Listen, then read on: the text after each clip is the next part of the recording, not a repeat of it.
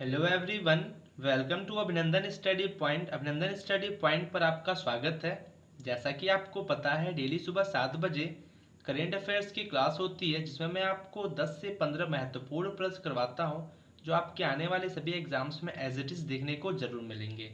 अगर आप इस चैनल पर नए हैं तो सब्सक्राइब कर ले चैनल को और बेल आइकन को प्रेस करना बिल्कुल भी ना भूलें, लेटेस्ट वीडियो की अपडेट सबसे पहले आपको मिलने के लिए। तो आइए स्टार्ट करते हैं आज की क्लास को। तो स्टार्ट करते हैं पहले प्रश्न से। क्वेश्चन ऑफ द डे जो कल हमने आपको दिया था, किस राज्य ने मेक संदेश ऐप लॉन्च किया है? Which state has launched make संदेश ऐप? आपका राइट आंसर होगा कर्नाटक। ऑप्शन नंबर बी आपका राइट आंसर होगा। आप जैसे बहुत सारे स्टूडेंट्स ने कमेंट बॉक्स में कमेंट करके आंसर दिया था, आप भी दिया कीजिए। फुल डिटेल में बात करें इसका, यह एक वास्तविक समय की जानकारी के साथ साथ बेंगलुरु में बारिश, बाढ़ और तूफान के अलर्ट पर पूर्वानुमान प्रदान करेगा।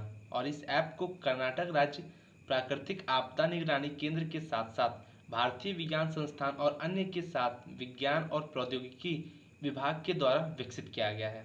आपको यहाँ तक सभी चीज़ समझ में आ गई होंगी। बात करें कर्नाटक का राजकीय पशु भारतीय हाथी और राजकीय पक्षी इंडियन रूलर है। और फुल डिटेल में कर्नाटक राज्य के बारे में बात करें, जो कि ये राज्य बना था 1 नवंबर 1956 को और कैपिटल है बेंगलुरु।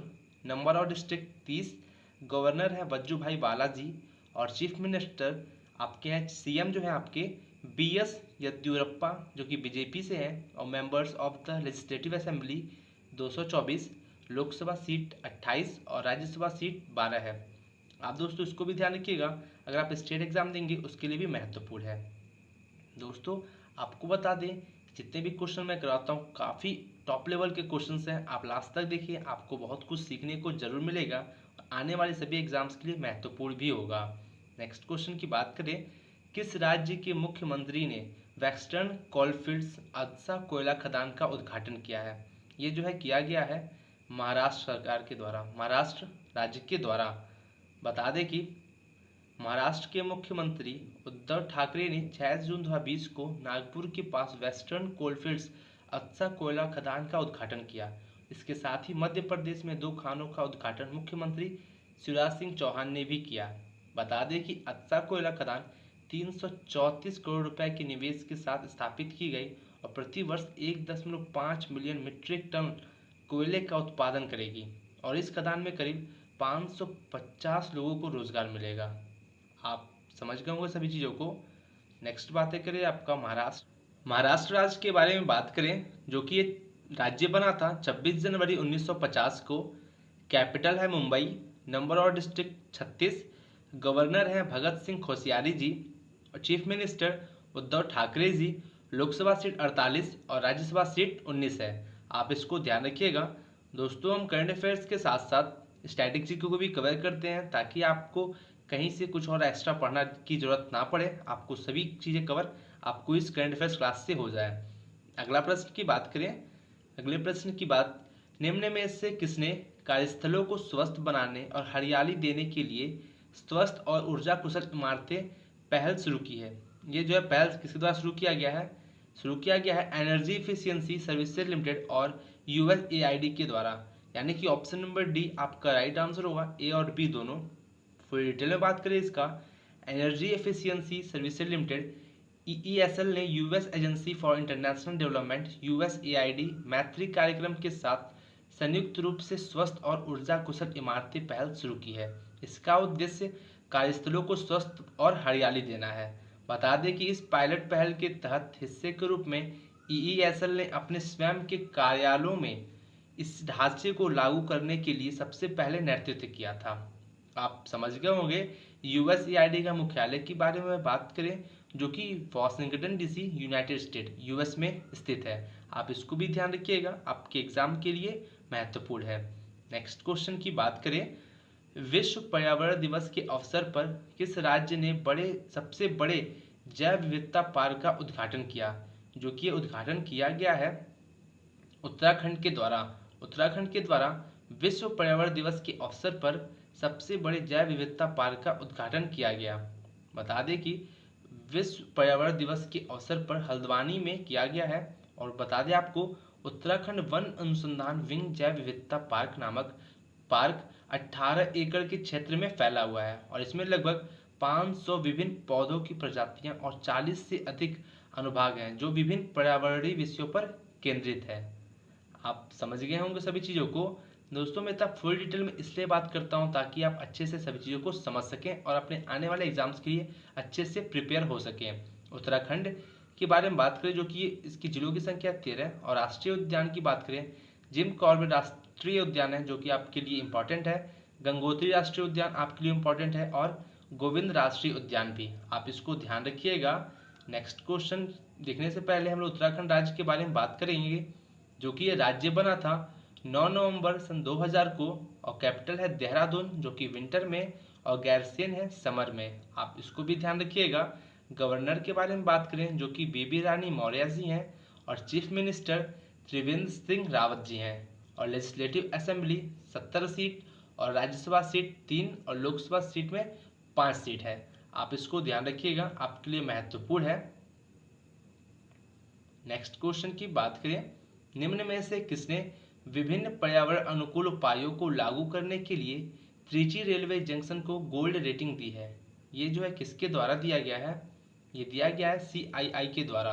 ऑप्शन नंबर डी आपका राइट आंसर होगा।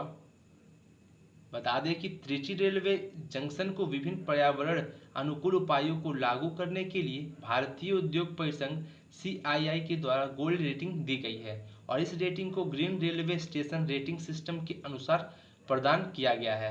आगे बता दें यह प्रणाली विभिन्न राष्ट्रीय प्राथमिकताओं जैसे जल संरक्षण, अपशिष्ट से निपटना आदि के कार्यान्वयन पर विचार करती है, आप समझ गए होंगे। अगला प्रश्न देखते हैं जो कि है, निम्नलिखित में से किसने कोविड-19 के समय में सुरक्षित ऑनलाइन शिक्षा नामक पुस्तिका विकसित की है? ये जो है विकसित किया गया है NCERT और यूनेस्को के द्वारा। ऑप्शन नंबर डी आपका राइट आंसर होगा। बता दें कि मानव संसाधन विकास मंत्री रमेश पोखरियाल जी ने कोविड-19 के समय में सुरक्षित ऑनलाइन शिक्षा शीर्षक के साथ सूचना पुस्तिका लॉन्च की है और यह छात्रों और शिक्षकों के बीच जागरूकता को बढ़ाएगा। बता दें कि NCERT और यूनेस्को ने संयुक्त रूप से इस पुस्तिका को विकसित किया है जो छात्रों और शिक्षकों के बारे में जागरूकता बढ़ाने के साथ साथ साइबर सुरक्षा के मामलों में समय पर कार्रवाई सुनिश्चित करेगा, आप समझ गए होंगे। और बता दें आपको यूनेस्को का मुख्यालय पेरिस फ्रांस में है, आप इसको ध्यान रखिएगा, आपके एग्जाम के लिए इम्पॉर्टेंट है। नेक्स्ट क्वेश्चन की बात करें, आंध्र प्रदेश सरकार के द्वारा जून 2020 में शुरू किया गया ऑनलाइन कचरा प्रबंध मंच निम्नलिखित में से किसके संग्रह पर निपटान का काम करेगा? जो कि ये काम करेगा तरल अपशिष्ट, वायु प्रदूषक, गैर खतरनाक ठोस अपशिष्ट, यानी कि आपका option number D right answer होगा। फुल डिटेल में बात करें इसका, आपका आंध्र प्रदेश सरकार ने विश्व पर्यावरण दिवस के अवसर पर एक ऑनलाइन कचरा प्रबंध मंच शुरू किया है और यह मंच तरल अपशिष्ट, वायु प्रदूषकों और खतरनाक गैर खतरनाक ठोस के कचरों के संग्रह और निपटान की व्यापक तरीके से देखरेख करेगा और यह 6R reuse, reduce, recycle, redesign, refurbish और रीमैन्युफैक्चर के सिद्धांतों का पालन करेगा, आप इसको भी ध्यान रखिएगा, आपके लिए महत्वपूर्ण हो जाता है। दोस्तों जितना भी क्वेश्चंस मैं करवाता हूँ आपके लिए सभी महत्वपूर्ण है, आप कि अपने एग्जाम में जरूर देखेंगे, जितने भी क्वेश्चंस है एज इट इज देखने को जरूर मिलेंगे। नेक्स्ट क्वेश्चन है, निम्न में से किस संस्थान के शोधकर्ताओं ने कोविड-19 के लिए एक कम लागत वाली और आर्टिफिशियल इंटेलिजेंस आधारित टेस्ट किट विकसित किया है? जो कि एक टेस्ट किट विकसित किया गया है IIT हैदराबाद के द्वारा। Option number D right answer होगा।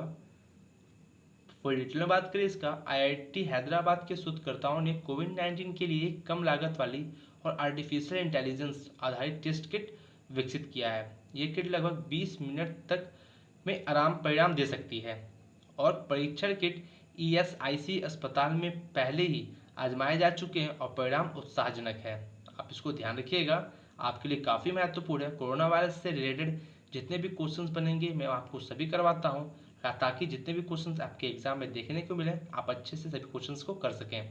बता दें कि परीक्षण किट रिवर्स ट्रायनियन polymerase chain reaction RT-PCR free है और कई प्रक्रियाओं से छुटकारा दिलाते हैं, आप समझ गए होंगे।